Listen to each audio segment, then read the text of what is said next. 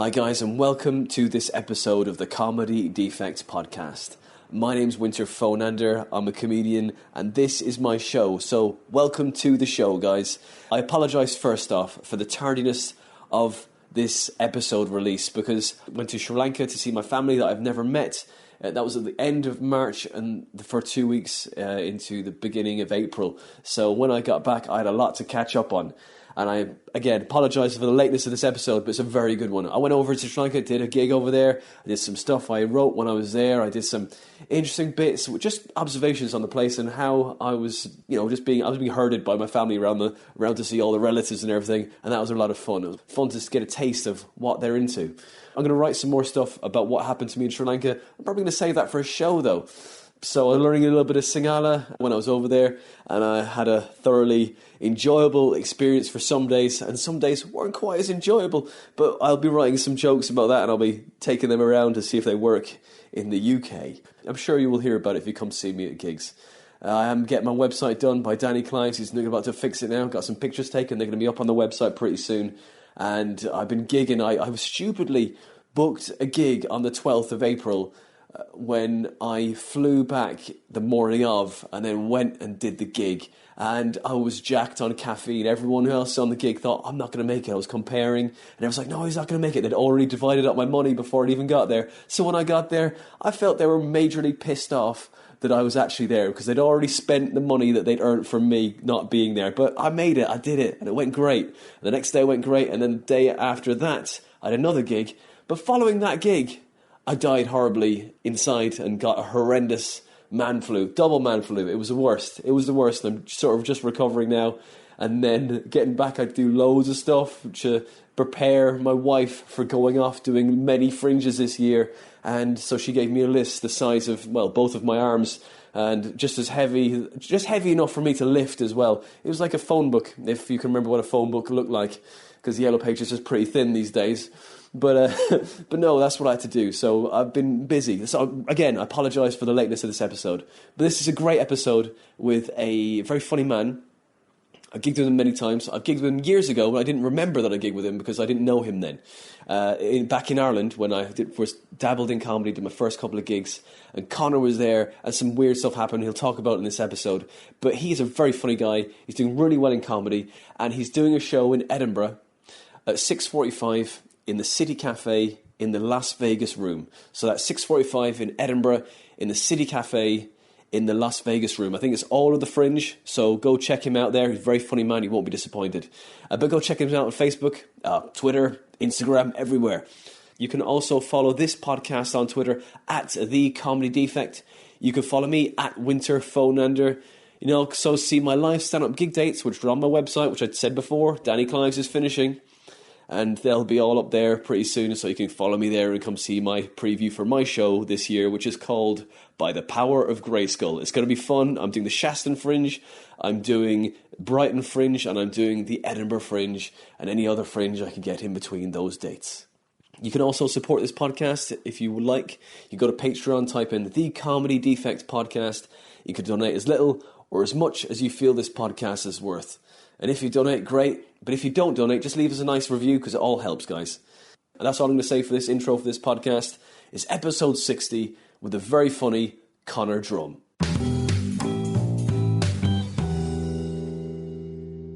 Conor Drum, welcome to the Comedy Defect. How you doing, man? You alright? Very well. How are you? What have you been up to?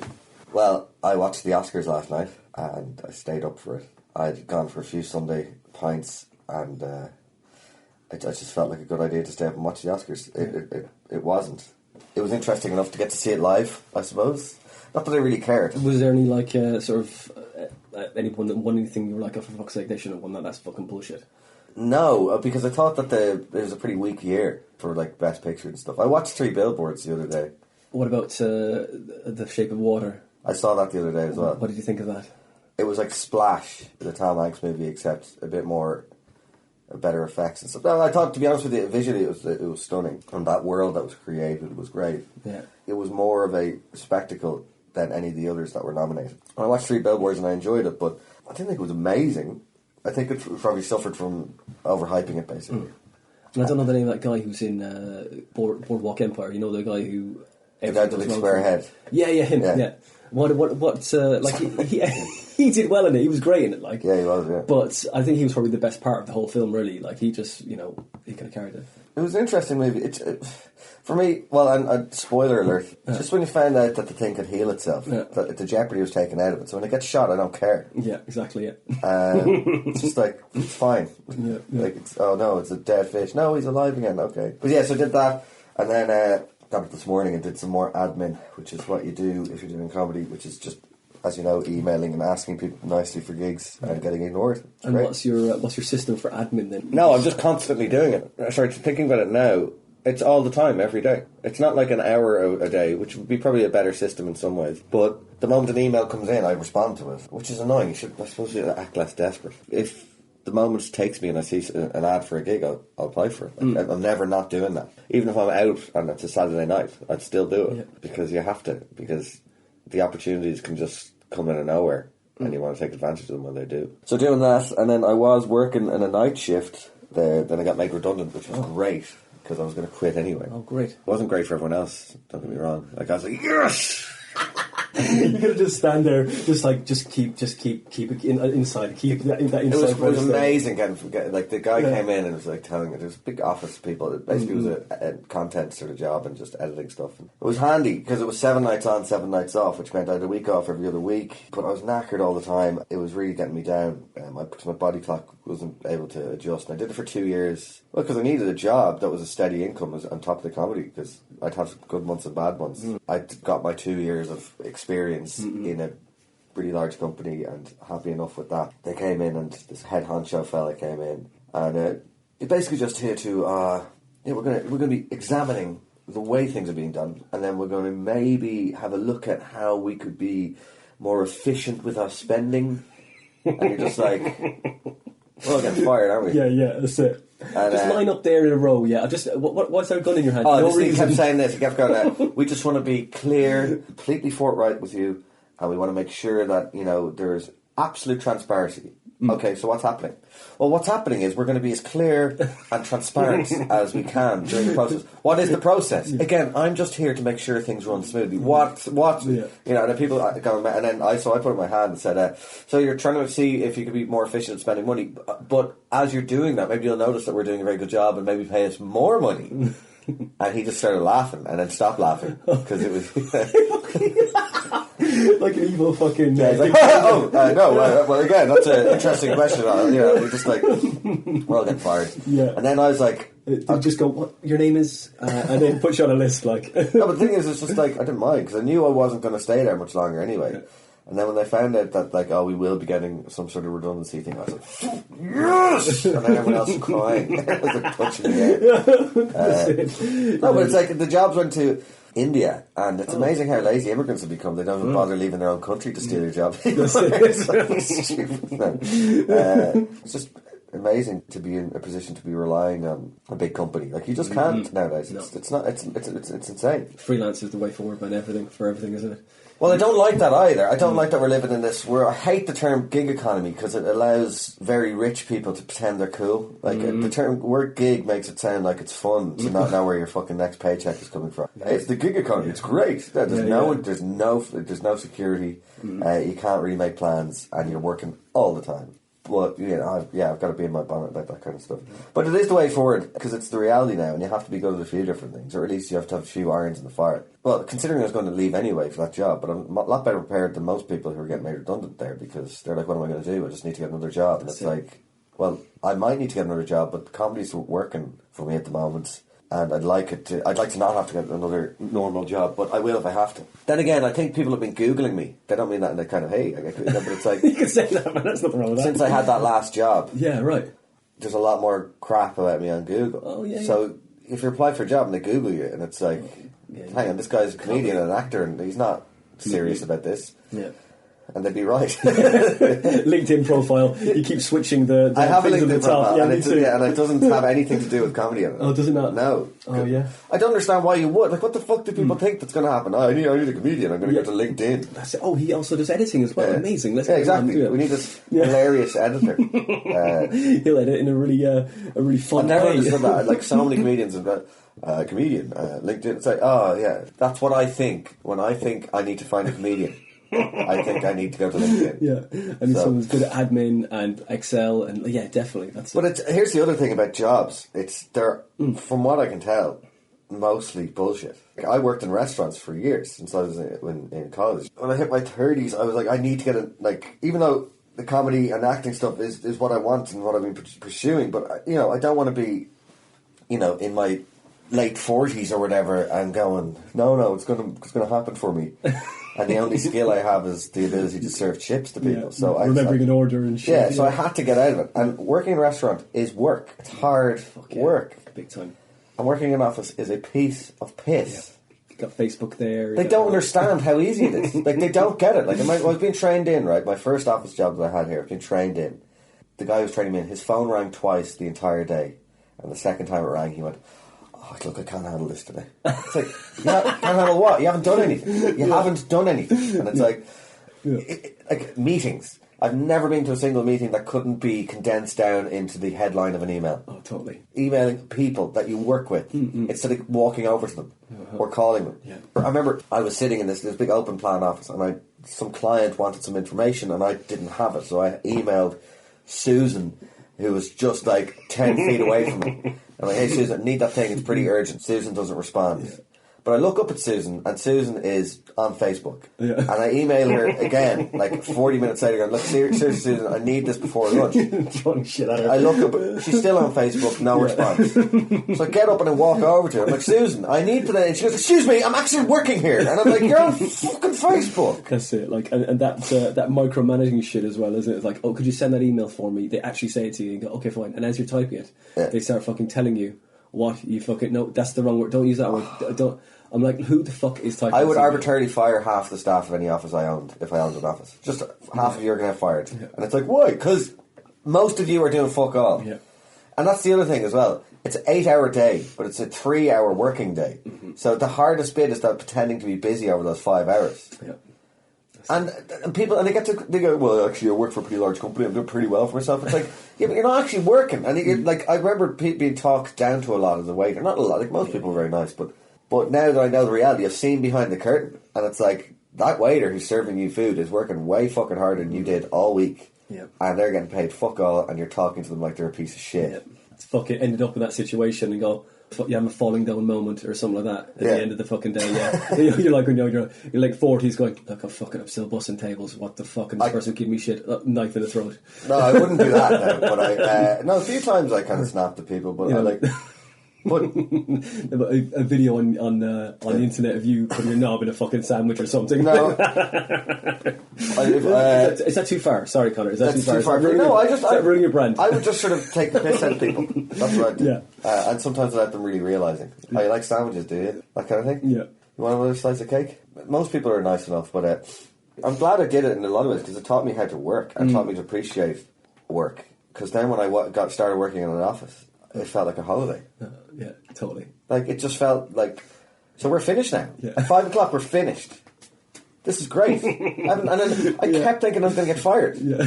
Just because I haven't done anything. I haven't done anything this week. And then the other thing as well, which really annoyed me, because I have been applying for a few jobs, they make everything sound so unbelievably complicated and complex. Yeah. Like, if you can monetize your CMS output, and you're like, so what? You need to put in ads through our content management system. It'll take about 30 seconds a day, but we're going to make it sound like... So they make... It's a barrier for people like me, because I'm like, what the fuck are they even talking about? It's like a different language. But when you go in there and you get trained, you learn how to do everything in a day or two, and then that's it. You can do it. You're doing the job. It just drives me... It's like... What gets me is that really low kind of... Like that low volume management talk, that voice. Conor, we're just just going to be doing some things today. I think, I'm sorry, I can't fucking hear you. Why do we sign on to this as well? This social contract that, like, why do we all know it's bullshit? Yeah. Like, I'd love to sit there in a job interview and be like, this is bollocks. You know this is bullshit. You don't talk like this in real life. Yeah. No one fucking does. I'm intelligent. I can do whatever you want me to do. Just show me how to do it. We just get this shit over with. I'll turn up on time. I'm not going to come in drunk. Just give me the fucking job. Yeah. I'd love to be able... And then it's like... Yeah. That would be like I'd give me the job. Like, yeah. Okay, coming in drunk bit. Can we just delete that bit? I'm going to come in. I will be in on time. Yeah, I can't guarantee. Okay, I will be buzzed. But it's frustrating because it's actually I wish I'd realised this earlier instead of working in a restaurant for so long. It's so much easier. People ask you where you work and you don't feel embarrassed. Not that there's anything wrong with working in a restaurant. Mm-hmm. It's just that you get a bit judged sometimes. How's the waiting tables going? It's a job. It's a job. Mm-hmm. And it's like, but I have a degree and stuff. I shouldn't be doing it. Like, I shouldn't have to be doing it. You know, you got to work. And the reason I was doing it because I wanted the flexibility. But towards the end of working there, I wasn't having any flexibility. Mm-hmm. Like, I remember at one point I had a casting for like an ad or something. Who was it? What was the ad for? I don't remember. I've been to a lot of castings for ads. And the place is in Soho, the restaurant. And I said, can I just nip out at 2 o'clock for half an hour? And like they're like 2 o'clock. No, that's lunch. I was like, well, lunch peaks at 1. You know, it'll be half an hour, like at the most. Like the casting was just around the corner, and they were like, no. And I was like, all right. So I just did my shift, and then once it came to time to do the casting, I said, I'm going to the bathroom, and I skipped out the fire exit and went to the casting.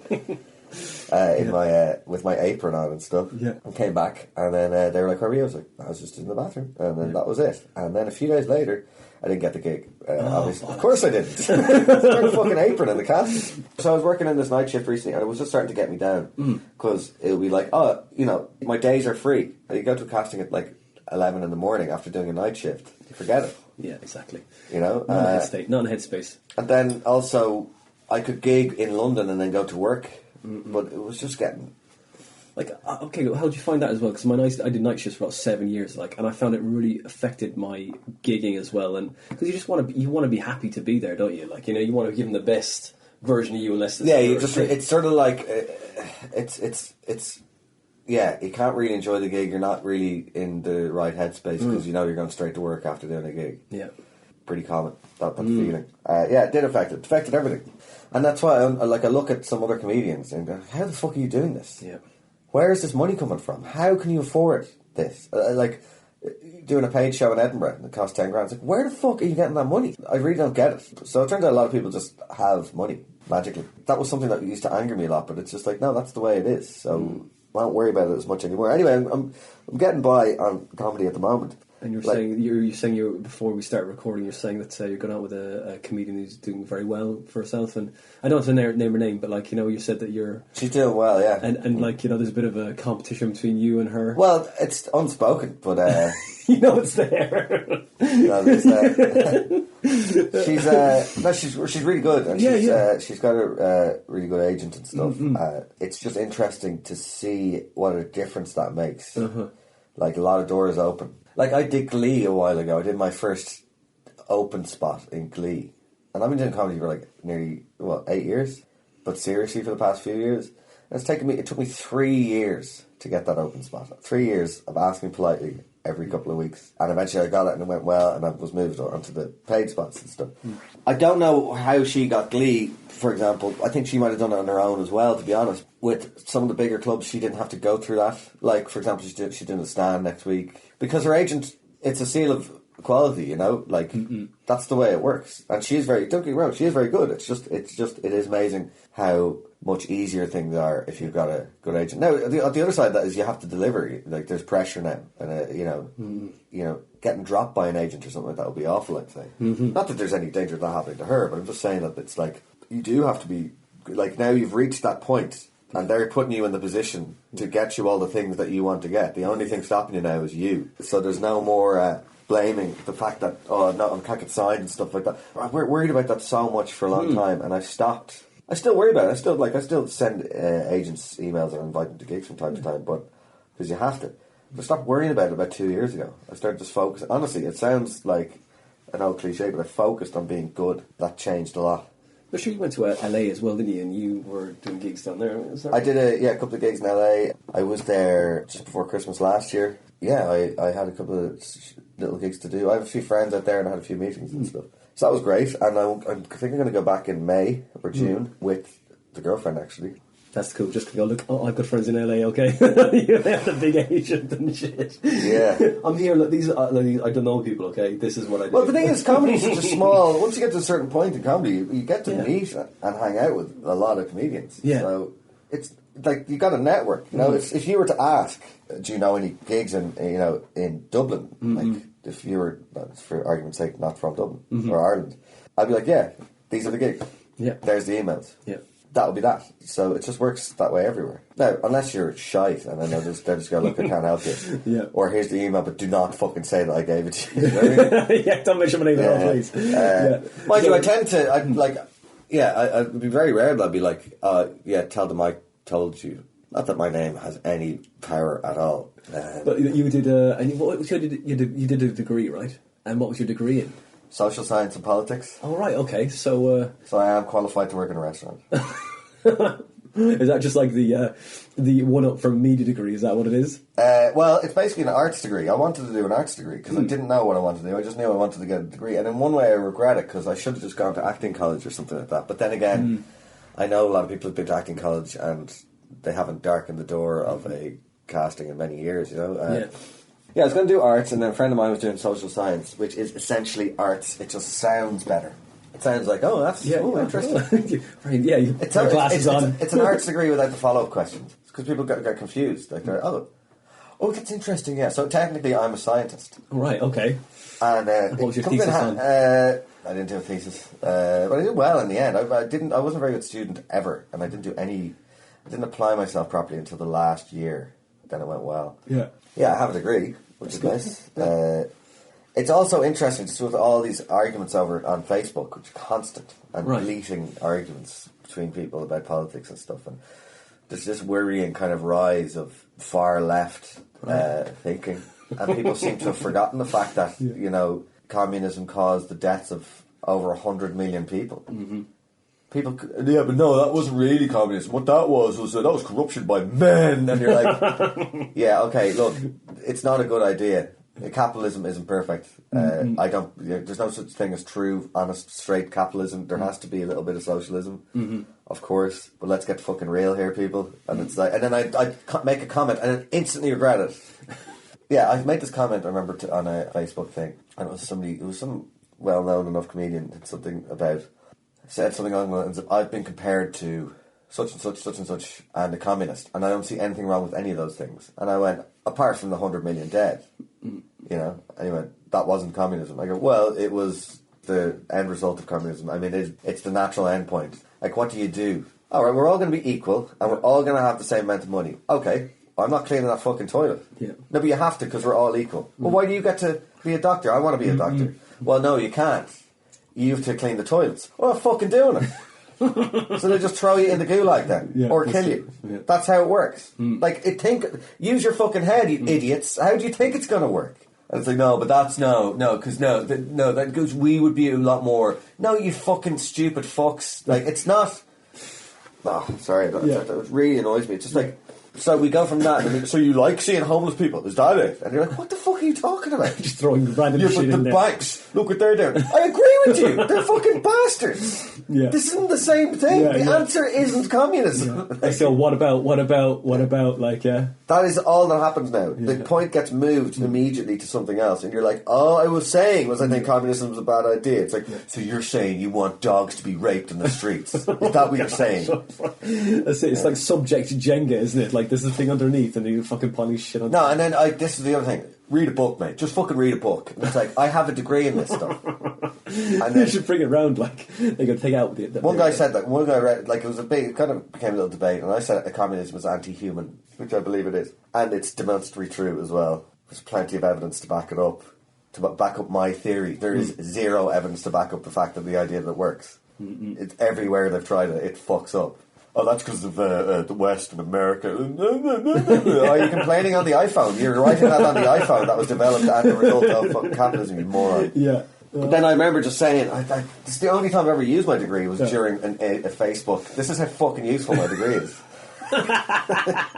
Arguing. Because loads of people are piling on, like, yeah, well, you know what you're talking about, and you read a book, dickhead. You know, like by some guy who went to the School of Hard Knocks. That would be where he'd see that on his Facebook, School of Hard Knocks, or School of Life, and it's like, right, so you get your information from Facebook, and the Daily Mail, or whatever, and he's like jumping on me and going like, yeah, well, you don't know what you're talking about, and I was like, well, I have a degree in this stuff. You know, I know what I'm talking about. And you're like, ooh, I've got a degree. That was the next thing, right? It's like good playground fucking reply. And it's like, I can't win. And it's like, you're the one who said I should read a book. I'm just telling you I've read several books. And then somebody else, well, if you fucking take this, then why did you say that? And it's like, all right, look, I'm just not even... Yeah. So the answer to your question there, which wasn't a question, and there was no answer, or there's no... You did a degree in political science. Social science. Yeah, no, I'm glad I have it in many ways, because it's just for arguments on Facebook. Just to argue with confidence and be like, I do know what I'm talking about. Yeah. But other than that, I can't see any use for it. Just take pictures of the whole, like, you know, the whole feed and just put it up on your wall. See, I fucking won that one. Yeah. I won that one. No, you never win. The second you start typing, you've lost. Been drawn in, you just like get sucked into this world vortex of bullshit. A lot of people on Facebook, they can't control their own emotions, so they try and control the entire world. The point is, don't bother talking on Facebook. Oh, by the way, my friend worked for Facebook, and they, you know, when you type a comment in and you go, do you know what, not worth it, I'm going to delete it before you even press enter. They log all your keystrokes, so they know exactly what you really think about things. That's quite. And also, just watching the way arguments pan out on Facebook, it's like it is a lot of virtue signalling. We're seeing one side of every story all the time, and there's no real debate or engagement. It's like, there's no discussion. It's just, this is what I think, and you're a fucking racist, or a Nazi, or you're whatever, if you disagree. Or a misogynist, which is great. Do you know what misandry is? Misandry is when a woman hates men. Do you think there are women out there who hate men? Definitely. We never hear that word. Yeah, but it's a harder word to say, isn't it? Misandry. Is that misogyny's got a nice flow to it, doesn't because it's fucking said constantly. Yeah. You know what I mean? It's like, everyone's a misogynist now, and it's weird. It's like, oh, he's a misogynist. You know, if there's a debate between, like I saw it just yesterday, I can't remember I think it might have been over the same Hagen thing, and some girl said something, or some guy said something, and then some girl said something else, and he went, no, I disagree with that because blah, blah, blah, blah, blah, and she goes, yeah, well, you're just a misogynist. And it's like, no, I'm not a misogynist, I just don't like you. Yeah.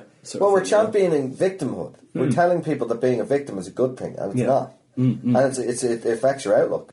Yeah, totally. Because then there's no way out. You just might as well stay here. It takes agency away from people. It stops you being able to solve your own problems. And I firmly believe that it's like I was saying with the comedy. The only way I got good at it was when I focused on getting good at it. I stopped looking out. Oh, I can't get that gig, or I can't get signed by this agent. You know, I just stopped worrying about that stuff and go, well, the only reason I'm not where I want to be is because I'm not working hard enough at this. Now, I could sit here and go, well, I'm not getting gigs from Irish. That's what the problem is. They don't like having Irish acts on. Now, of course, that's not true, but like, it's not gonna. It wouldn't serve me to do that, would it? No, of course not. Have you ever experienced racism from English people here? In gigs, definitely. Or somebody who shout potato. I got somebody tried to fucking beat me up a few weeks ago. I was walking home from a gig, and this guy came up. I think he was homeless, and you know things aren't going well if you're arguing with a homeless guy. But he's like, do you have any? He was like shaping up to ask me for money. I said, I don't have any money. He goes, I'm going to fucking ask you for fucking money. I'm like, all right. What do you want? He goes, want some fucking skins? I was like, I don't have any skins. And he went, you fucking paddy cunts coming over. And he said something that was hilarious. We saved you in the famine. We saved you. I was like, open a book, dickhead. And it was like, my girlfriend was there, and she was fucking shocked by it. Like, he then started following me, and then he took a swing at me, but you know, I blocked it. It was literally a racially motivated attack, like technically. Well, from a homeless person. Like, he lives on the street. Yeah, but like, but this is the thing. Do I think that England is now a more racist place? No, I just think that guy's a fucking idiot. Yeah, there's dickheads everywhere. Like, I've experienced racism from time to time, but it doesn't really affect my life because, again, as a white guy, you can just keep your mouth shut and people don't know. So I'm not saying that I have a tough name, but all I'm saying is if I chose to focus on that and focus on the people from time to time shouting potato while I'm doing a gig, I could think that The UK is pretty fucking racist towards Irish people. Well, the saying goes is that hostile people live in a hostile world, isn't Yeah. it? Like, that's it. You just got to focus on the positive and go, look, that's just one person. It's not everybody. It's only idiots. Now, some people obviously have it tougher. It's if you focus on that negative stuff, which people tend to do a lot, it doesn't get you anywhere. The best way to solve your problems is try and figure out what you're doing wrong and then focus on that instead. Now, if you get shot in the back by someone, that's not really your fault, is it? Or if you're unlucky and you get sick or something like that, or you are genuinely a victim of sexism or of racism, like, that's different. But I'm just saying overall. Because I think that, like, you talk about, like, we're trying to promote a victim culture now, and everywhere that there creates little groups to help most people who suffer trauma of some sort of thing, and so that can sometimes be healthy, but also sometimes in the wrong context, it can make everyone wallow and therefore take away the power for them to heal from that situation, whatever the fuck it is. But at the moment, it's like, great, I have a fucking problem. Here I go, I'm going into this group. Right, guys, I've been accepted in this group. Everyone else doesn't understand because you're not in this group. And that's where I think that everyone is being divided into well, that's just like identity politics. Do you see that? Do you find that more now? Oh yeah, because that's from social media as well. Yeah, is that just like a again an ephemeral thing that isn't real? It's just like a thing that everyone thinks is real. It's just online.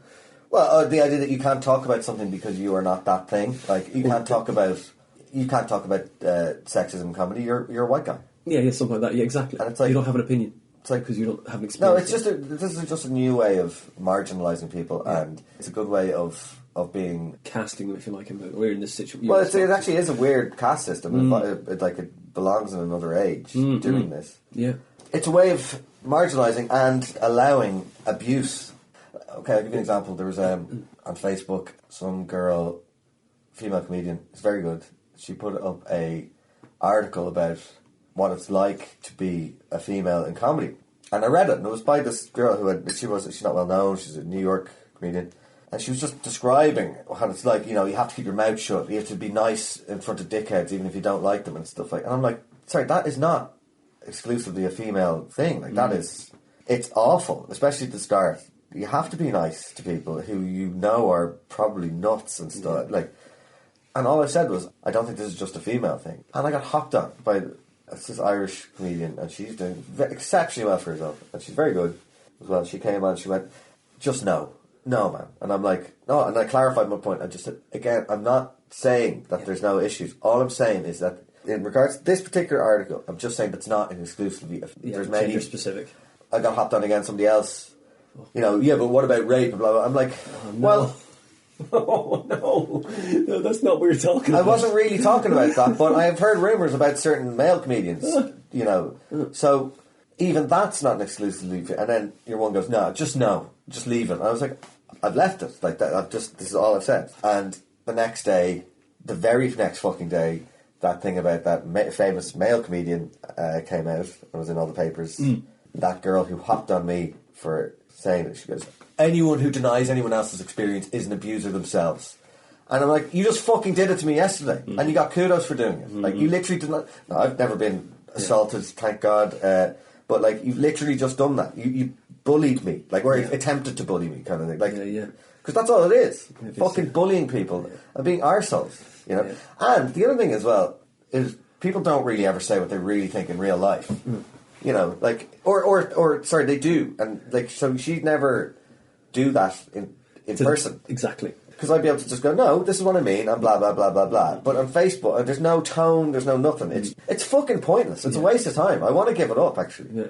But I'm addicted to it. It's head to screen, isn't it? It's like thought to screen. Do you know the Lidl smashing incident in Jobstown? No. No, so during the snow... no, I haven't heard this, no. A couple of guys got a JCB digger and smashed through the roof of Lidl. Yeah. And the place got ransacked or whatever.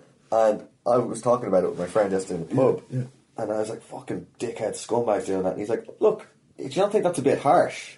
I'm like, no, look at the fucking state of what they've done. He goes, yeah, but is it just because they're from that area that you're saying? I was like, no, in reality, I would say that about anyone who did that anywhere. Yeah. But then he kind of opened my mind a bit. He's like, but just think about the shit that you did as a teenager. Do you know what I mean? Yeah. Or the fucking wanton destruction of stuff as a kid for no fucking reason, just because it's funny. Especially if there's a gang of you acting the arsehole, all sorts of stuff. I was like, oh, really? Actually, you're right. I didn't think of it like that. Yeah. And now I do. So my mind's a bit more open to it. So I'm not going to just paste them all as fucking scumbags. Yeah. They are scumbags for doing what they did, like, and they deserve to get in trouble for it. Yeah. But, you know, that's just people being arseholes. And, I've been an arsehole. Like, I was at a wedding once. They had a pen with golf carts in it. And I realised that my car key just worked on them. Oh, nice. And my mate's car keys, so we started having a little race in the pen. Now, the only thing stopping us flipping those fucking golf carts into the pond in the middle of the golf club is the fact that we couldn't get them out of the pen. Do you know what I mean? Yes. The thin line, because we were hammered, like we were, 22, we were hammered, thought it was a great idea, we were having a great old laugh. Yeah. So... They just trumped your fucking... They did, and hats off to them. No, it was a disgrace, but it's like... Fucking JCB, man. Fucking hell, that's fair play.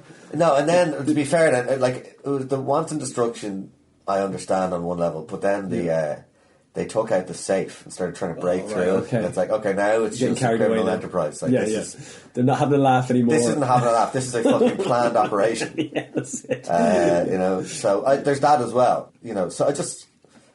that shit doesn't happen on Facebook. Yeah. Because also, if what you're saying isn't condensed down to a line or two, no one's reading it. Yeah, that's it. Like, you can't go into detail. Like, I'm just like, the moment I click on something and it's a comment that's like about as long as my finger, I'm like, nope, fucking way am I reading that. Yeah, it's funny that it's like, you know, you go in there into the supermarket and go, we were with them up into the fucking, they're nicking the breakfast there, right? But then they started trying to take the money. No, sorry, you're going to go up, you know, breakfast fine. Everyone needs to eat. Yeah. But yeah, the JCB, fair enough. Everyone's taking JCB. No, but it's like and then they lose it a Lidl. I mean, and they must have got away with about 6 quid worth of stuff.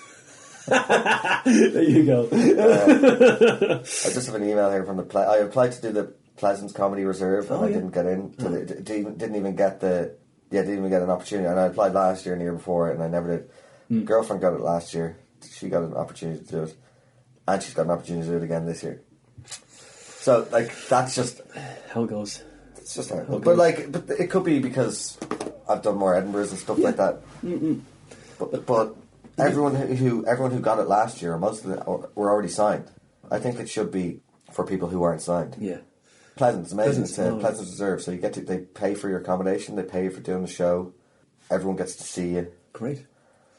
It's it is. It's a good launch pad then. That's the thing. It's a fucking big exposure. You get seen by all the agents and stuff like that. But if you've already got a fucking agent, it doesn't make sense. It doesn't make sense. It's really unfair.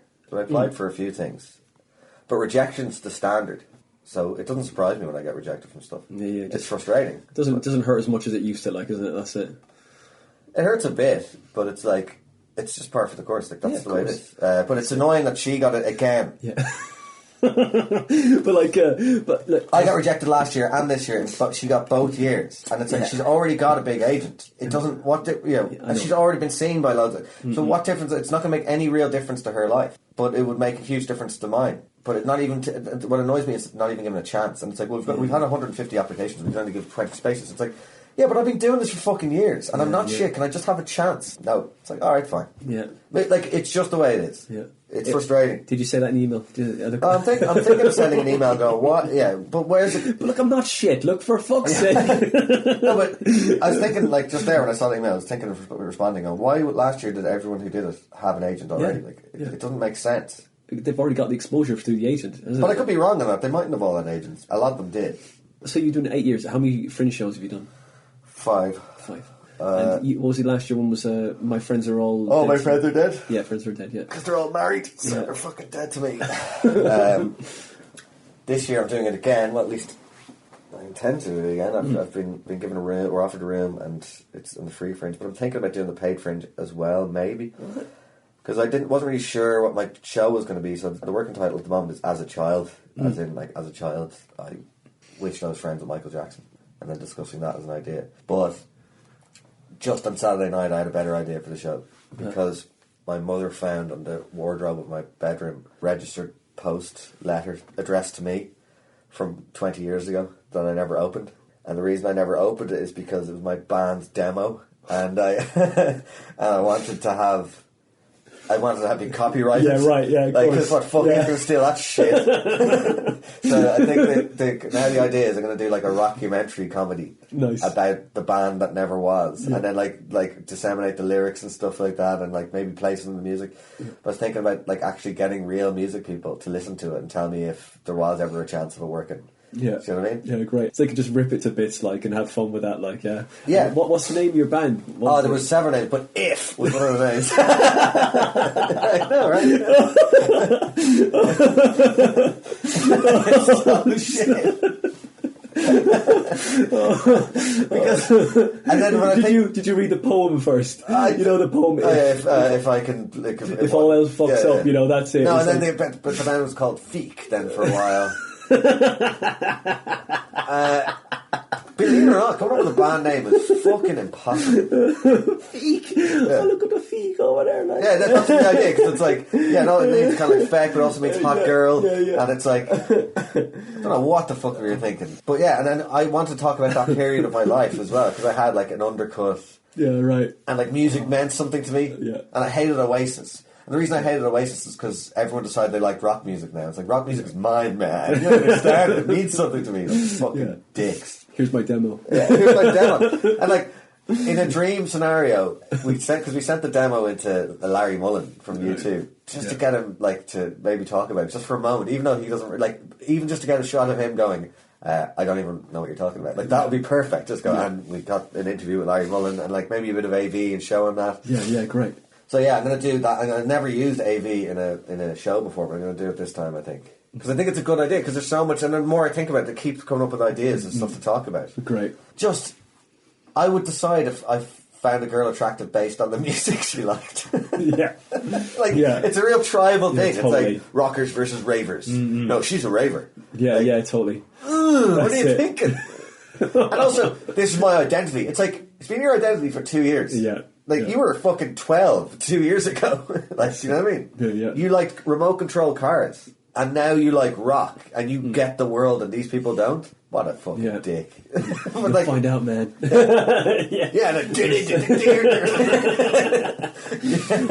Were you the lead singer? Well, I was the rhythm guitarist and the lead singer, and I am not a good singer. I never was, and in fact, I find it very difficult to sing and play guitar at the same time.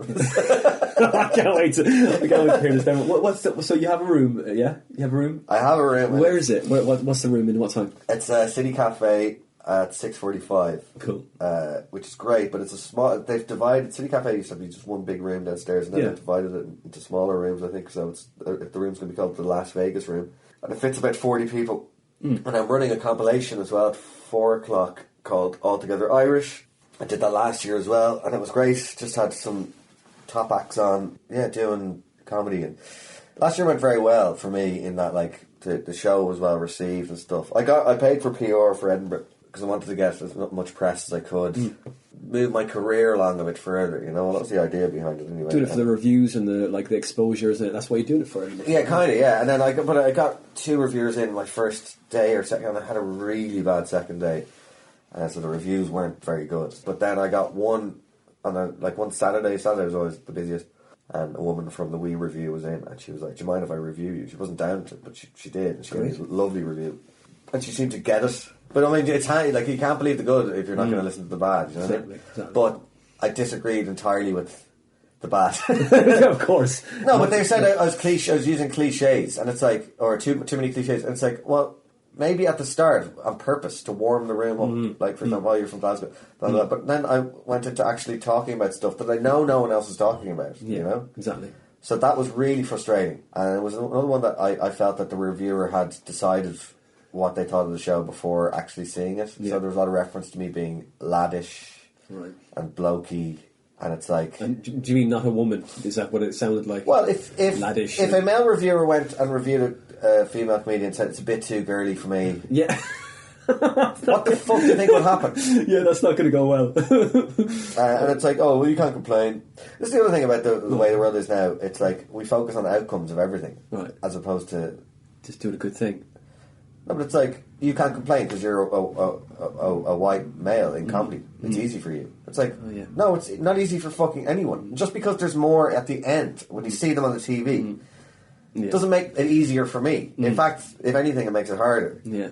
But you can't complain because you're not allowed anymore. But good, because complaining is not going to fucking get you anywhere. But I am complaining about that one review.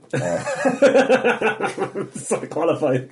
Yeah, because I thought it was grossly unfair. And Yeah, it's right. like, What was one line that just it's like, oh fuck off, that's bullshit now. I can't remember exactly, and I don't want to give it any more airtime. So That's fine, no worries. But it was How many stars? It's 2 stars. Because 2 stars fucking bad. Yeah, right. Because 1 star means they just really just didn't like you, but 2 star they maybe put a bit of thought into not liking you. Yeah. I remember seeing her in the audience. I remember like I was at the show, and I'm my own harshest critic. It's like that was not a fucking 2-star show. 3, maybe even a 4 if you were the right person, but definitely not a fucking, definitely not a 2. And also the review came out like nearly 2.5 weeks after she went, so I think she sort of wrote it down from memory a few weeks later. Yeah. Anyway, that was really frustrating. Just pictured your face and went, fuck off. Yeah. No, it completely ruined my day and ruined like for really like, because it's like I put so much work into that and you just really shot all over it, and it's like not based on merit, based on just the fact that I'm a bloke or whatever. Which I thought was a bit unfair. Too many penises in that show. What the fuck? No, but it's like, it's just cliche. It's like, I talk for 10 minutes, I talk about testicular cancer. And it's like, sorry, that is a bit laddish. And how is that cliche? And how is that fucking, like... It's your story, it's your fucking story. Yeah, it's like, how is that... Anyway, that's true. Like I say, just, you gotta fucking get over it. Oh man, what can you do? That's it. You just can't win them all. Not everyone's going to like it. That's how it is. No, yeah, of course, yeah. You can just fuck. But no, things are improving now with comedy anyway, so I'm going to do Edinburgh again. It's the plan. I'm going to do LA for hopefully a couple of weeks and do some gigs up there. Myself and the girlfriend I got to open for Jeff Garlin over Christmas. Oh, nice. So he's like, not to be a big name dropper here, but he was like, come over and you can do a gig over here, and we were like, fucking right, we'll go over, So hopefully that happens soon enough. But in the meantime, I am just doing gigs, but I've none this week, which is bad because I need That's them. it. You got a voice agent, and your missus. I did get a voice agent, yeah. That's the only thing you can shout about above your missus, right? Yeah, because she tried to get a voice agent at the same time I did, and I got one. Yeah. But she beats me because she's got a really good static agent. Got a voice agent. I've done a few voice auditions. I did a computer game a while ago, but I got that on my own, and that was weird. They like put microphones on your face, and you stand in the studio, and I was like doing this. Like, get down! And all this stuff. It was good fun, and it's like, I love computer games. What's the game? Can't say. They didn't have the title at the time, I still don't know. But it was a virtual reality game for PS4, and it's a war game. In the training mode, you're going to have a soldier beside you shouting at you, and it's me. Well, it's my voice, not me, but it's my voice. So that was really cool. Yeah. And it now gives me an excuse to buy a PS4 virtual reality system, which I fucking need. Totally, of course you need that. That's it. Everyone needs. I need it for work. Yeah. You can see all your admin in virtual reality going, oh, fucking it's over there. Admin, yeah. I mean, I check my emails constantly and stuff, hoping that it's a gig or something. Yeah. Then next week is busy. Doing 2 gigs on Paddy's Day. And then it's my birthday, Sunday week, and I'm not looking forward to that at all. Yeah. Why so? How old are you going to be? Getting too old, that's why. Oh, fuck, are you getting that old? Top of that, you're not old with me, are you? I don't think you're. What age are you? I'm old enough. I'm very much in my mid-30s. Oh, I'm very much as well. Yeah, I'm very much there. Yeah. But I have to kind of keep it quiet a bit because somebody told me that actually. The PR person said that. Really? You don't need to tell people your age. Well, it's certainly true for acting and for castings. Like, if they know, say the casting director is looking for an actor to play someone around the age of 28, you in theory could go for it. I in theory go for it. But if they know you're in your mid-30s, they're not getting you in for it. Of course, it's like a psychological thing. That's they're it. like, no, he's too old. He's never going to look the part for it. Yeah. But if they thought, if you liked and said you're 28, they go, oh, he's 28. So that's why you have a playing age as an actor. Like, mine's around the right age. Did you have you done a course in acting as well? Yeah, I did. Well, I did when I was out. It's what I always wanted to do, really. And did you just suffer the Irish problem of like, fucking be an actor and fucking do that kind of thing? Oh yeah, 100%. Yeah. But I did drama society when I was in college, and I didn't really like that because they were mostly bastards. What college were you in? UCD. All right. So And then after that, went to a place called the Irish Film Academy. Okay. And lasted, I think, half the course. And then I was just like, this is too expensive. This is not for me. And then I just did like a couple more little plays and wrote little short films and did that. And then I eventually got an agent up in Northern Ireland. Yeah, started getting little bits here and there. Got a couple of ads. Nice. I was up for some big stuff, which I didn't get, but you know, at least I knew I wasn't bad. Yeah. Like that was the thing for me. Like it was going. Like I remember I got like several callbacks for a film, and I'm like, I'm not. I know I'm not wrong. I know I'm not shit at this now. Like this, and like they're like, no, you're very much not shit. But without a good agent, it's very difficult to get seen for stuff. Anyway, again, that's the opening line of your audition. Yeah. Look, I know I'm not sure of this now, right? Yeah, but I mean, not to be I don't think I'm amazing, but I just know that like I'm not deluded in pursuing it. Yeah, do you know what I mean? Yeah. And I had a good agent, and then I moved over here, and I remember like within like a few days of being over here, I landed 2 really big auditions. Things were looking good, and I took a job in a restaurant because I needed some extra cash to keep me going. But I knew I had a big chunk coming in from an ad I'd done in Ireland. Yeah, it was about $5,000 or something like that. Oh, nice. And then the agent disappeared off the face of the earth and stole the money. Bollocks. Yeah. Nightmare. Absolutely. What was the ad? It was a lotto ad. Oh yeah. I had a golf ball in my mouth. I was like, what would you do for a few million euro or something? See, I was going to do a little play, and it was great. It didn't matter because I knew the money was coming in. I didn't have to worry about that. But instead of doing the little play, I had to take more shifts in the restaurant to cover my rent. Yeah. And then I found myself just in a poverty trap in that, like, I couldn't not be working, but then I couldn't take any time off to do what I actually moved to London to do. Yeah. So a lot of time was, well, wasted is the wrong word, but it's, a lot of time was spent doing... Surviving. Like, and it's like, so then I eventually got another agent here, but she wasn't particularly good. I couldn't get seen for anything, and then I started focusing more and more on comedy because, at least with comedy, I'm not waiting for someone to give me a job. And now comedy's kind of taken the front seat because you have a lot more control over comedy. Yeah, so that's why in Ireland, actually, I meet a lot of comedians. Oh, I don't want to move to London; it's too expensive. And you're just like, well, what's the fucking plan then? Like, just get a job, work. It's the only way to do it, unless you've got loads of cash. Yeah, in which case, fine. Do you do improv as well? I do a bit of improv, yeah. I like that. Me and my friend Ronan were improving old men to each other over the past few days. Yeah. And I made this little video. I'll play it just because it's basically...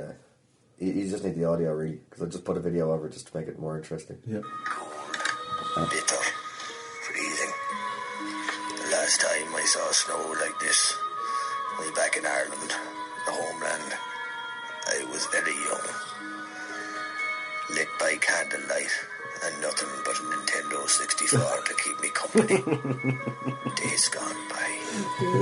I don't know why, but that was so much like just doing that with it was one morning when Ronan just texted me with this awful, miserable old man Irish voice. It's very bitter outside, isn't it? Yeah. And then so they're just riffing on that. So that I like doing shit like that. So that was the idea. So I wanted to do a podcast of me interviewing myself, doing different voices. Yeah. That's fun. I don't know if anyone would listen to it. I'd probably get bored of making it after about 10 minutes. It's real funny for about 5 seconds. Yeah. And then when you sit down to actually do it, the fun goes. It's like when you start doing comedy. It's like, I've never been less funny than since doing comedy. Yeah. Comedians are not funny people generally, It's like, did you ever, like, the thing you showed me before we started recording was the demo of the podcast. And that was like, it kind of reminded me of like, did you ever watch would your parents ever watch The Pure Drop when you were younger? I don't know. The old, like, it was like, I think it was done up in like one of the Gael talks, when they had the, like, all these people coming to a pub and they filmed it, and it was really fucking, the audio was terrible. Like, but they always all playing traditional music. Right. I think I know what you're like, that one was like, and they have really shitty interviews afterwards as well. It's hilarious. Well, I like with stuff like, I moved over here when the euro came out. I couldn't understand the new money, so I had to get it. Just I like the idea of like having that voice, but only being 26. Yeah, so sure, I moved over here almost 2 months ago. Yeah, things have changed a lot in that time. Yeah, I haven't seen my family since I moved here. When did you move here? Last Saturday. That kind of thing. Yeah. So, yeah, improv is good, but you have to do a bit, I suppose, when you're doing comedy. Yeah. God, I overdid it last night. Yeah, just, I don't know, it's only now I'm finding my feet in comedy as well, that's the thing. And I remember somebody telling me, you know when you start, you're like impatient, Yeah. but you don't know your shit. Yeah. You actually don't know. Oh, yeah. You think this is fucking, I'm great. Yeah. But you need that to keep you wouldn't do it otherwise. I wasn't appalling, but I certainly wasn't good. You know? Yeah. And then I look back at stuff that or little tapes I have, and it's like, fuck me, that is boring, that is not entertaining, you know. I did a 10-minute spot in the Comedy Store last year, and I was actually I was working straight afterwards, and I found the thing the other day, and I looked at it, and it's just like no energy, no nothing, and like I was wondering why. Afterwards, that seemed to go pretty well. Like, you know, and like emailed them looking for another gig, and I couldn't get one, or they didn't get back to me, and it's just like, now I know why, because I couldn't see it at the time. But yeah, somebody told me, I remember when I started, it takes 10 years to get good, and I'm like, I'm already good. Big for you, buddy. Yeah, exactly. For you. Yeah, fucking loser. Whatever your name is. Oh, John Bishop. Yeah. Like, but I remember working in a restaurant. I was working in the Hard Rock Cafe in Dublin while I was at UCD, and I was working with this guy, and he was like 31. And I was like, 31 working in a restaurant. I was like, come for you. He's like, I'm a photographer as well. Just, you know, do this thing. You know, like, I was like, what a fucking dick. It's like so fucking precocious. Oh, what a little arsehole. Now, of course, I never said that to him. That's what I was thinking. Yeah, no, but you could probably, Conor, you could probably see it on your face. You know, it's like, whatever. Yeah, sure you are. That's never going to be me. Yeah, you're smash cut to 10 years later. Would you like, how would you like that steak done? Got fries with that. Yeah, literally. What a fucking asshole. But that's it. That's great, though. It's lovely to self-reflect and look at the dickhead you were a few years ago, or even like a year ago. It's lovely. It's lovely to well, no, it's lovely. It's heartbreaking sometimes. Well, that's the beginning, isn't it? That's the learning process, and that's great. It's growing up. Yeah, and that's good. But now, I notice with comedy now, and I've always been a harsh critic of myself. Believe it or not, like even if a gig went well, I'd be thinking where I went wrong. And that shit blows my mind now. I don't know where people are getting the confidence now. Newer comedians. Just so fucking confident. And I was never that confident. Yeah. I was talking with Jerry Staunton about this, and he's like, from the moment I decided to do comedy and my first gig, the distance between those 2 points was about 10 years. Yeah. like, you know, he had to work up the courage. Well, it wasn't that long, but it was, you know, it took a couple of years. Like, I want to do this, but I don't know how, I don't know where to start. I'm scared. And then eventually he just did it, you know? Yeah. But that doesn't seem to exist anymore. No. It's just like, I'm a fucking comedian. Like I know a guy who's done like 5 gigs, and he's a comedian now. That's it. Like, he's telling people I'm a comedian. It's like, no, you are not. But you can't say anything to anyone. It's actually too encouraging, the whole scene, I think, in some ways. It's harsh in that you're not going to advance if you're not very good, and that's just the way it is. The only way you're going to get more gigs and get better and get paid gigs is by being good. There's no other way around it. Like, and that may never happen for some people, or it's just going to take a long time. There's so many shitty gigs that you can just get on regardless. I think they're destructive to your fucking soul, though. Some of those gigs, you know, why am I even fucking doing this gig? I can't see any. Like, you go to some gigs and go, what? There's no one here that I fucking know that they're up to my level. Yeah. You know, you're going, well, why the fuck am I doing this gig? Well, I've started doing them again recently. Isn't it horrible? It is horrible, but it's not. I've got, you see, when I first did them, when I first moved over here about 6 or 7 years ago, it was soul destroying, absolutely heartbreaking, because we wait there for 2 hours to do 5 minutes, and it will be your best 5 minutes, and no one's really listening, and then the next guy goes on and does paedophile jokes for 5 minutes, and everyone's cracking up, and you're just like, this isn't working. Yeah. Well, that's what happened to me anyway, but now I do it because I'm like, I've got a new 5 minutes, I just want to work this out now. I came up with this idea today, and I'm going to go do it tonight, and I don't care, and I've got the confidence in that. Well, no, in the sense that like I this isn't what I do. As in, like, I'm not. Like, it is what I do. Like, but I'm not stuck here. I'm progressive. I'm at the level where I need to be. You know, I'm getting regular paid work. I'm doing well it. So, but I don't need to worry. I just need to worry about getting better and just coming up with more material. And that's perfect for it. But if you go to those gigs, you're just away. Something like it's clicky. Yeah, absolutely. It's weird, and it's like, why are you being such arseholes? You do realise this is shit. And then Tony went up there, he killed it there. It's just like, Tony's the king of this fucking gig. Yeah. Like, I know what you mean. And it's like, were we watching the same fucking thing? You know. And now, I like sometimes as well. I just have a few bullet point ideas, and I'll go up and just talk about them. And I was never able to do that properly, and now I kind of can. But it does amaze me how long it's taken to get good, or at least decent.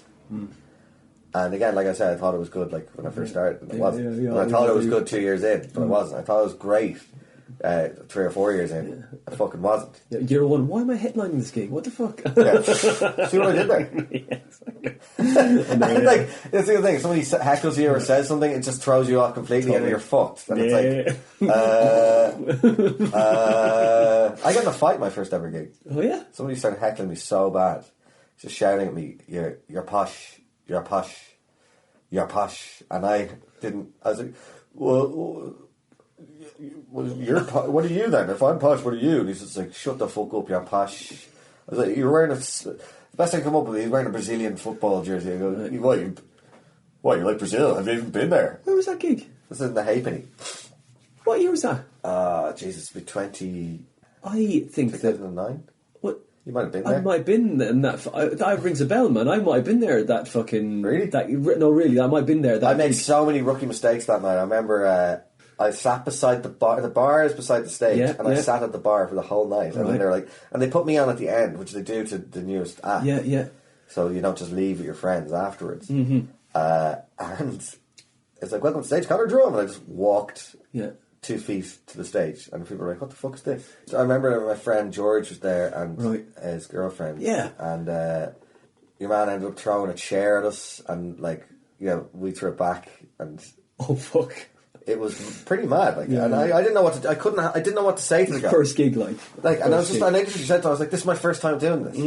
Shut up, will you?" And he's just like, "Yeah, posh, posh, cunt, you're a posh cunt," and I'm just like, "You're a dick," just honest. You're being a dick, and I'm just like, complete. Like I had my 5 minutes, or at least I thought I had my 5 minutes, but if anything interrupted that 5 minutes in any way whatsoever, that was the script thrown out, and I didn't know what to do.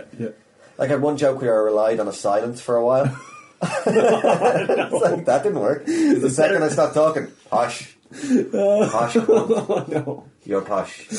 That's it. And then you hope, just please stop laughing at this bit because I need the silence. Okay. And I did get 1 or 2 little laughs, and then I remember thinking, fuck that, I can do that, I'm going back and doing it again. And then the second gig went marginally better, and then the third gig I got consistent laughs at all of my jokes, and I was like, smashed it. I was like, I should be fucking closing this thing. Idiot. Yeah. Oh man. So you're going to be playing in the 6:45 in the City Cafe, the Las Vegas room. That's the show is, at the moment it's called As a Child, but I'm probably going to change the name to If or whatever. It's going to be about being in a band, and it's going to be fun. And at 4:00, I run a show called the Altogether Irish Show, so that's a good one to go to as well. Yeah, that's Edinburgh, and then I have a website, conordrum.com, and it's got all of my gigs and clips and stuff up there. Yeah. And I have a Twitter at Conor Drum, and Instagram, Instagram's my favourite of all of them. I hate Twitter, but I love Instagram because it's just fun, it's just nice pictures and stuff. No one's opinion. But I think that's it, Conor. I think it is. Yeah. Thanks for doing the show, man. I appreciate it. You're more than welcome. Thanks for having me.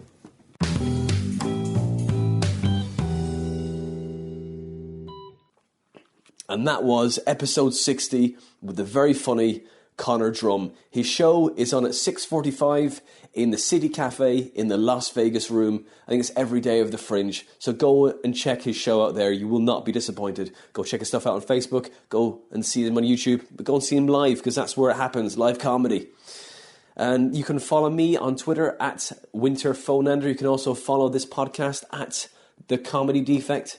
Now, you can also see all the jokes I'm ripping out of the Guinness Encyclopedia, and they'll be up on Twitter under the handle at Guinness Jokes. I told you I've been really busy since I got back from Sri Lanka, And I haven't had time to read it, but I'm getting back into it. I've got a bit of time now. I've given myself a bit of breathing room. So I'll be putting them up on Twitter under the handle @GuinnessJokes. You can come see my live stand-up gig dates on my website, which is winterphonander.com. Also, you can support this podcast. Go to Patreon, type in The Comedy Defect Podcast. You could donate as little as maybe £1 or as much as you feel this podcast is worth. And those of you that do donate, thanks. Those of you that don't, hey, look, just go to iTunes. Just go to iTunes and leave us a nice, honest review. It's really easy on your phone now. Just leave us, whatever, a few words, whatever. Just enjoy yourself. Let it go. Look, it's not TripAdvisor. Do you know what I mean? Just remember that. Just let us know on iTunes or Podbean or wherever you get your podcasts, because a review never goes amiss. We've got another very funny comedian next month, a pun meister. It is very funny. She's recently been signed. It is Adele Cliff for episode 61. So tune in the last Wednesday of the month. It'll be on time next month. And that is with Adele Cliff, pun extraordinaire. We'll see you next month.